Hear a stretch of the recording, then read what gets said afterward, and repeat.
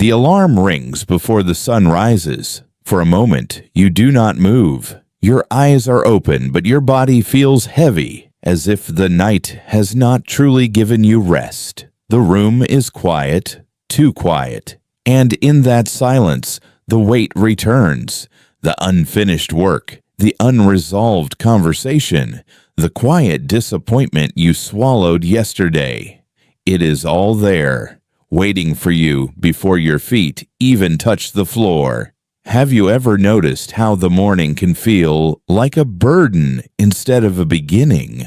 How the first breath of the day already carries tension?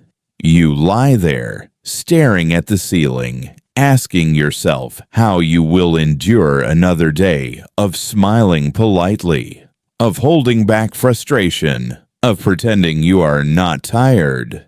Not just physically tired, but tired in the soul. I know that feeling. The kind of exhaustion that does not show on your face. The kind that lives behind your eyes. The silent endurance. The quiet resilience that no one applauds. You wake up, not because you are inspired, but because you must. Responsibilities do not wait for emotional readiness. The world does not slow down because your heart feels bruised. And so you rise. Slowly, you check your phone, messages, news, noise. Before your mind has even found its footing, it is already pulled outward, already reacting, already defending. Tell me, when was the last time your morning belonged to you? When was the last time you woke up without immediately bracing yourself for impact? There is a subtle violence in the way many of us begin our days. We rush. We anticipate conflict. We rehearse arguments in our heads while brushing our teeth. We relive yesterday's mistakes while pouring coffee. And by the time we step outside, we are already drained, already tense, already carrying invisible armor. But what if the first battle of the day is not with the world, but with our own restless mind? What if the calm you are searching for is not found in changing your circumstances, but in how you meet the morning itself? Not with force, not with denial, but with a quiet, deliberate steadiness. I'm not speaking of grand transformations. Not yet. I am speaking of something far more intimate. The space between the alarm and your first step. The breath before you reach for distraction. The decision, however small, to begin the day anchored rather than scattered. You have endured much, more than most people realize. The disappointments you never announced. The anger you chose not to unleash. The tears you postponed because there was no time. Do you truly believe you can keep living this way? Waking each morning as if entering a battlefield? Or is it time to rise differently? There is a way to wake up that does not deny pain, but also does not surrender to it. A way to face the day without tightening your jaw. A way to build a quiet strength before the noise begins. It is not loud. It is not dramatic. It is deeply personal. And it begins the moment you open your eyes. In the next part, let us look more closely at what that moment can become. When we begin to wake differently, something else slowly becomes visible. Not just the noise of the world, but the way we interpret it, especially the moments when someone hurts us. Most of the pain we carry does not come from events alone.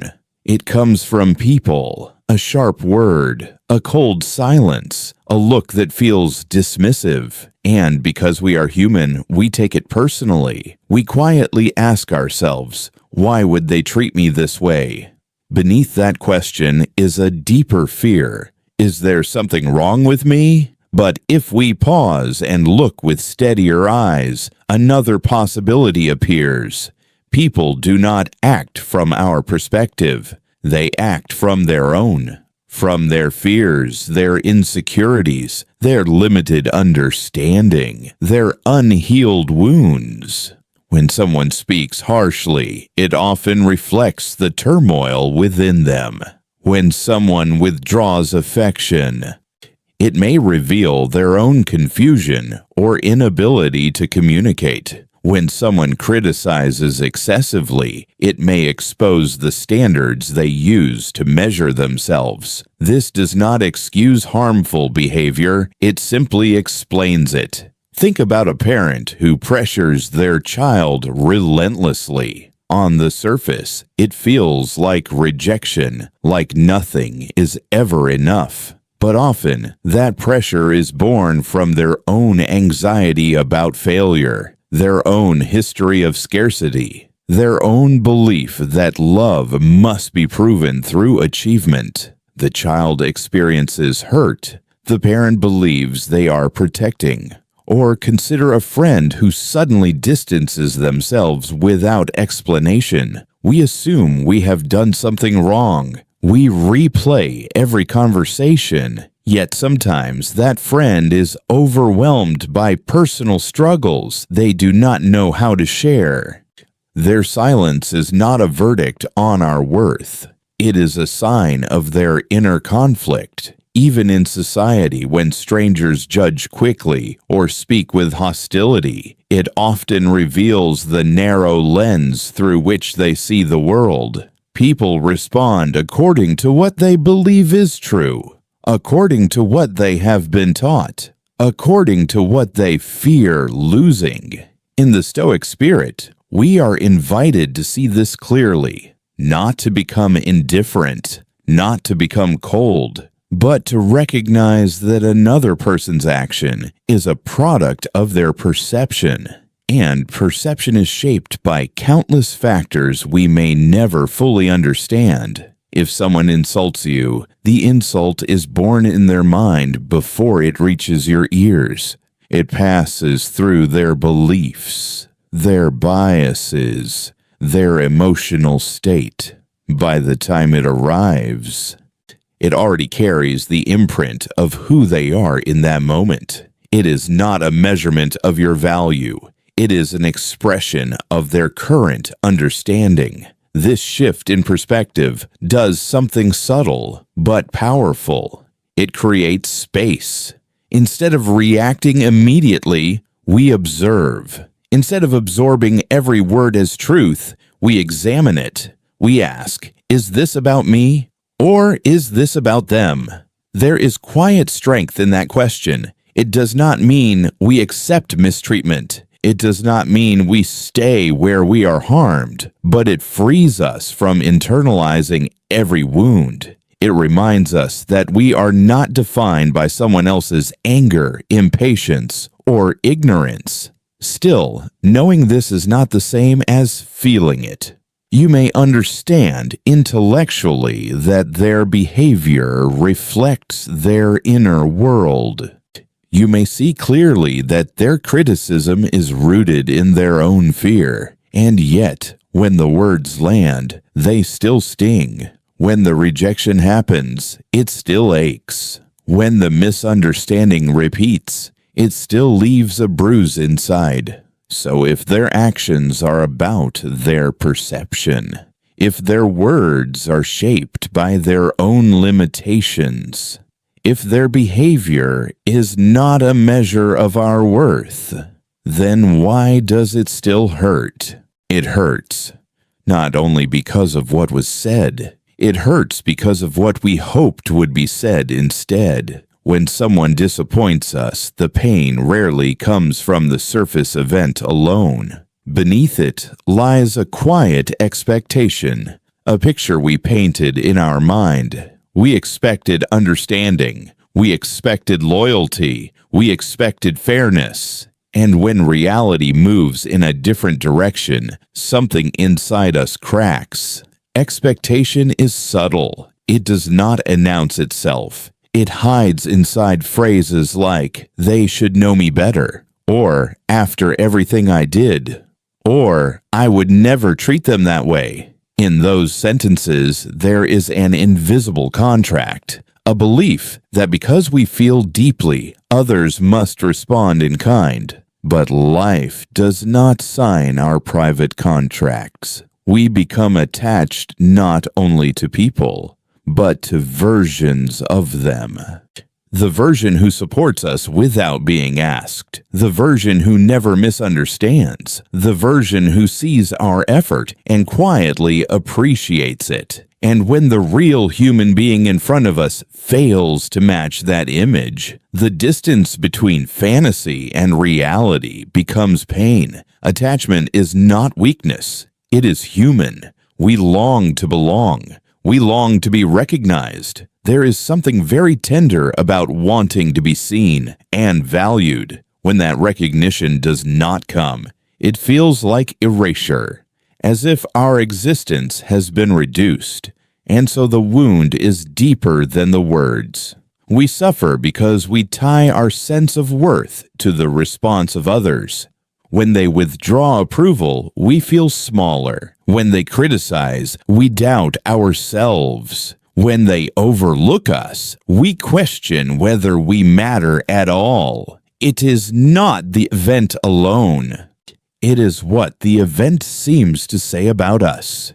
In the quiet hours of the night, when distractions fade, these thoughts grow louder. You replay the conversation. You imagine what you could have said. You search for clues. Was I not enough? Did I ask for too much?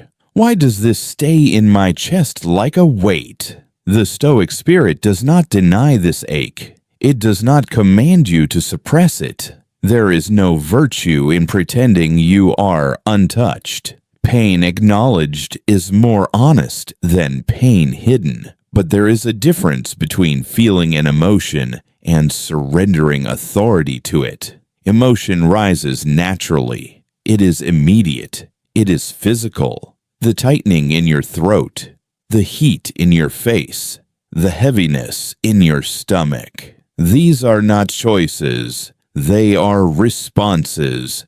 What happens next? That is where awareness enters. If we are not careful, the mind begins to build a story around the feeling. The story grows quickly. They always do this. No one respects me. I will always be alone. The emotion, which began as a moment, becomes an identity. It spreads from one person to the entire world, and then suffering multiplies. We cling to the hurt because it validates our expectation. If we let go too quickly, it feels as though the injustice goes unanswered, so we hold it. We rehearse it. We polish it in memory. Not because we enjoy pain, but because pain feels like proof that something mattered. There is also pride hidden inside suffering, a quiet insistence that we were right to expect more, that our way of loving, of giving, of understanding is superior. This pride is delicate. It does not shout, but it resists the idea that others operate from a different inner landscape. To see clearly is uncomfortable. It requires admitting that the world is not obligated to confirm our value, that recognition may not arrive in the form we desire, that love may be imperfect, that fairness is not guaranteed, and yet this clarity is not cold. It is freeing. When emotion is felt but not enthroned, something steadier begins to form, not numbness, not indifference, but a grounded center that says, "This hurts, and I remain." The feeling passes through. It does not become the ruler of your decisions. We are not asked to eliminate expectation entirely. That would be unrealistic. But perhaps we can observe it. See how it shapes our reactions.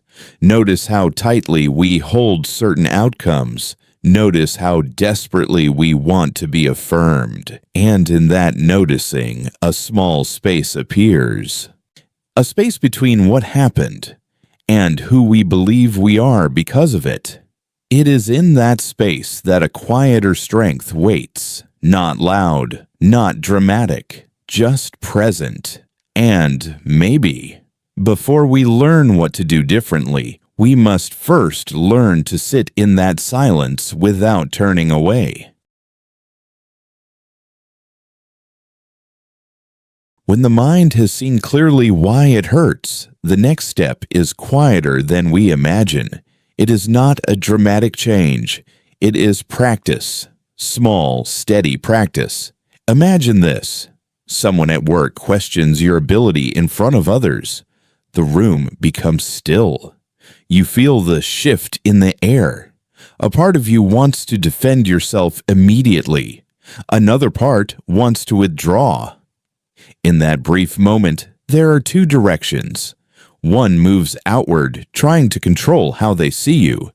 The other moves inward, asking what is truly within your authority. A Stoic principle begins here. Separate what is yours from what is not. Their tone, their judgment, their choice of words, these belong to them. Your response, your composure, your clarity. These belong to you. When you focus on the second, something steadies. You answer calmly. Or you choose to respond later, not to prove superiority, simply to remain aligned with yourself. Consider another scene. A family member misunderstands your intention. They assume carelessness where you meant kindness. The conversation tightens. It would be easy to insist that they see your perspective exactly as you do. Yet control over another person's perception is fragile and exhausting. What remains firm is your intention and your conduct. You clarify gently. You listen. If they still hold their view, you let that be their space. Your inner balance is not required to collapse because agreement did not arrive. There is also the quiet discipline of examining impressions. When a message goes unanswered, the mind quickly fills the silence with meaning. They are ignoring me. I am not important. But this is interpretation, not fact. A Stoic approach pauses before accepting the first story the mind offers. Perhaps they are busy. Perhaps they are uncertain. Perhaps the delay has nothing to do with you. By softening the assumption, you soften the emotional reaction. The situation remains the same, yet the internal climate changes. Another principle rests in remembering the limits of influence. In friendships, in partnerships, in society, we often try to manage how others behave. We adjust our tone excessively. We anticipate reactions. We walk carefully to prevent discomfort. But no arrangement guarantees protection from misunderstanding. What you can shape is your character, your patience, your consistency. When those are steady, external shifts feel less threatening. There is strength in returning attention to the present action. If criticism arises, ask quietly, is there truth here I can use? If yes, refine yourself. If no, let it pass without hostility. This is not passivity. It is discernment. You are not ignoring feedback. You are choosing what to integrate and what to release. Even in moments of clear unfairness, the practice remains inward. You may decide to set boundaries. You may decide to distance yourself. These are choices within your control. What you do not carry is the need to reshape another person's temperament. You accept that their growth follows its own path. Your peace does not depend on accelerating it. Over time, this way of living builds a quiet resilience. Not because the world becomes gentler, but because you are no longer negotiating your stability with every interaction. You recognize that your calm is cultivated internally. It is maintained through attention, through reflection, through deliberate response. Picture yourself at the end of a difficult day. Words were spoken, expectations were not met. Yet, as you sit alone, there is no storm inside. There is thoughtfulness. There is learning. There is a sense that you remained faithful to your principles. That feeling is light. It does not demand applause. It simply rests.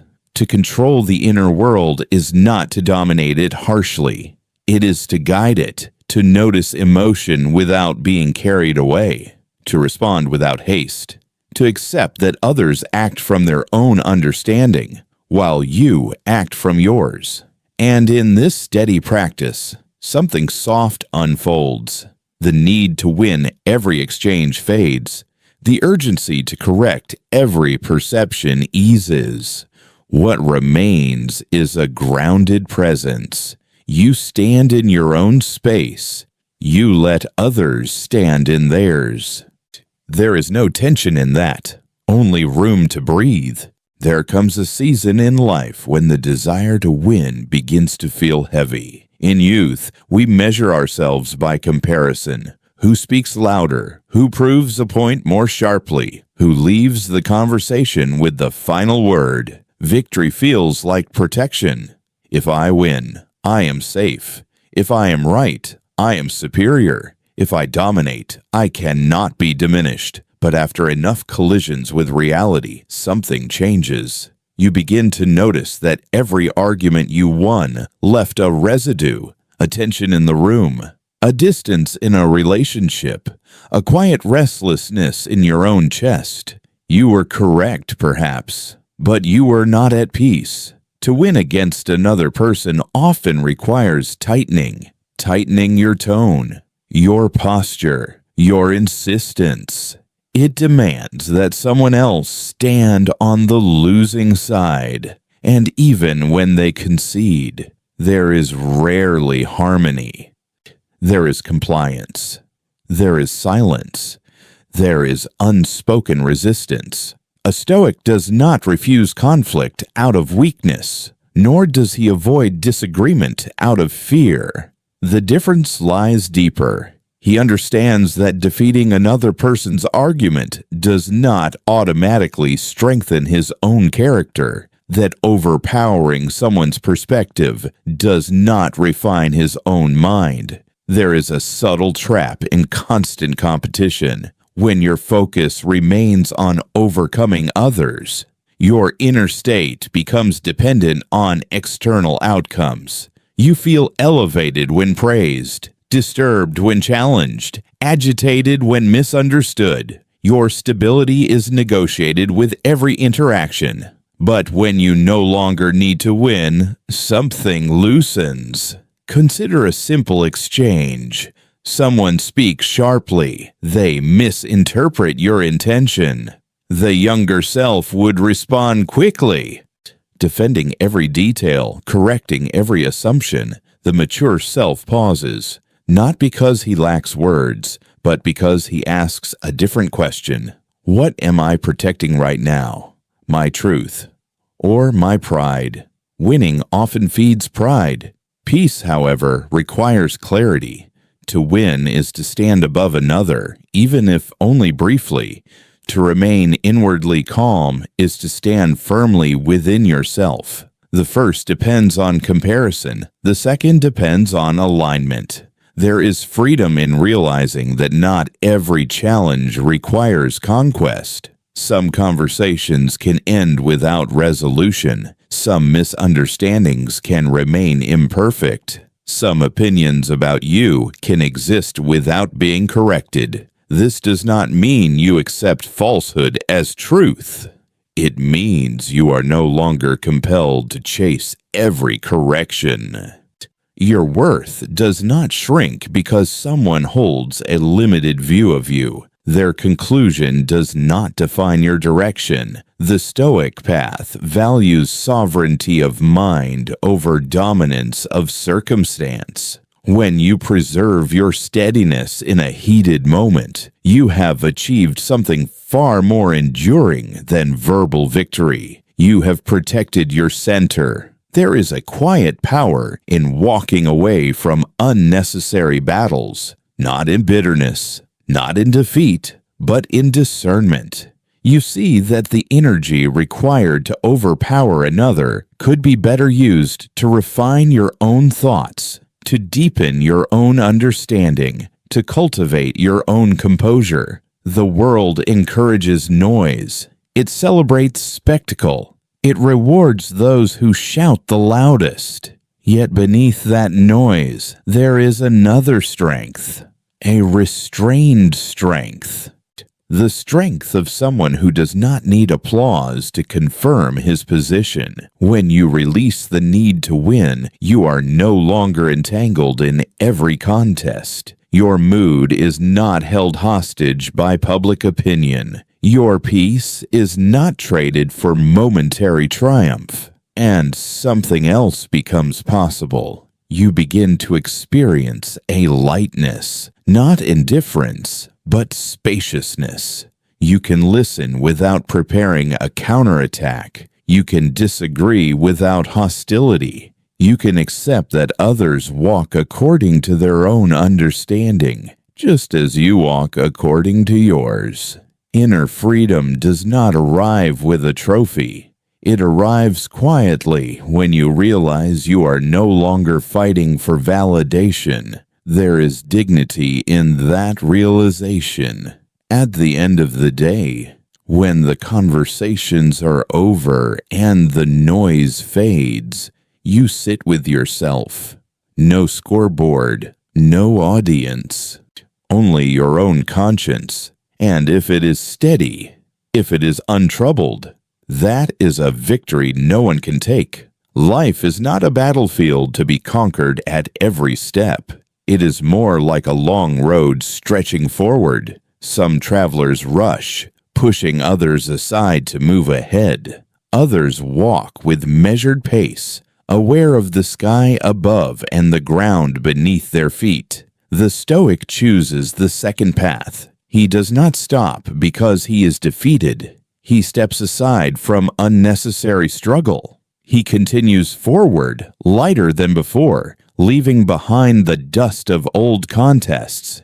And as he walks, the road opens quietly before him, touched by a soft light at the horizon, inviting him onward without conflict, without urgency. Simply with the calm assurance that he no longer needs to fight the world to move through it.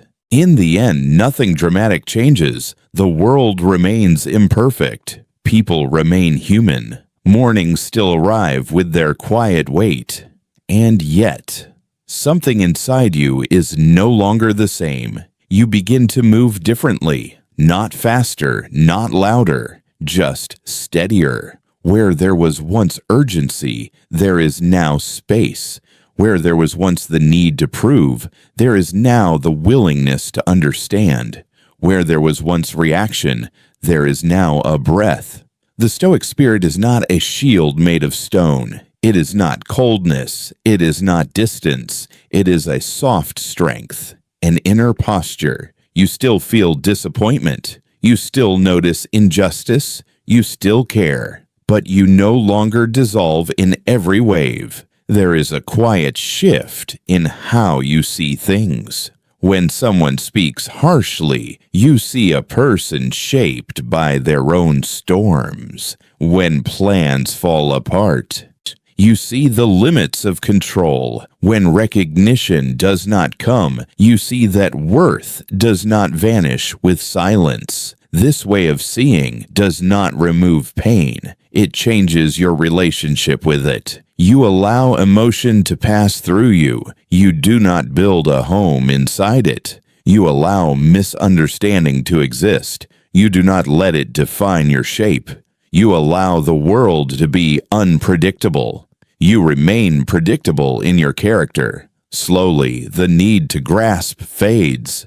The need to correct every opinion fades. The need to win every exchange fades. What remains is simpler, a mind that watches itself, a heart that feels without drowning, a presence that does not lean too heavily on praise or collapse under criticism. There is dignity in that simplicity. It does not attract attention. It does not demand admiration, but it gives something rarer.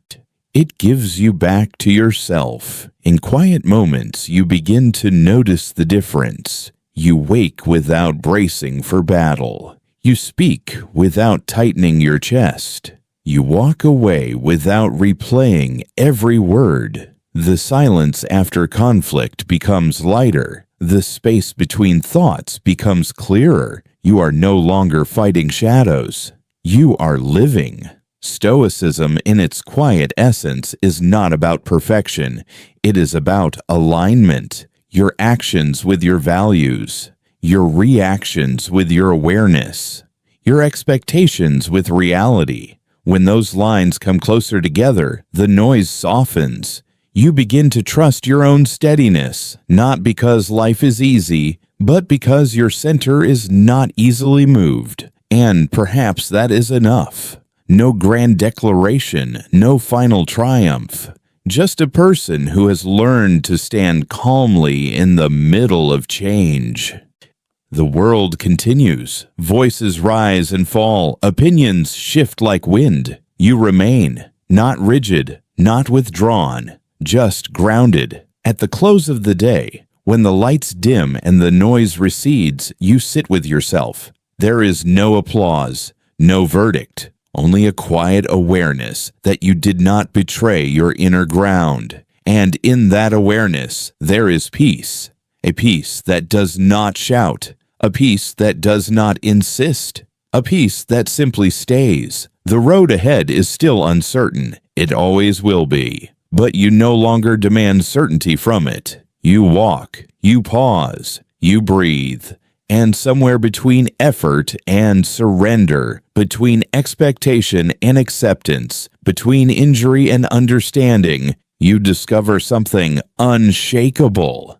Not outside, not in others, within. And that is where you rest.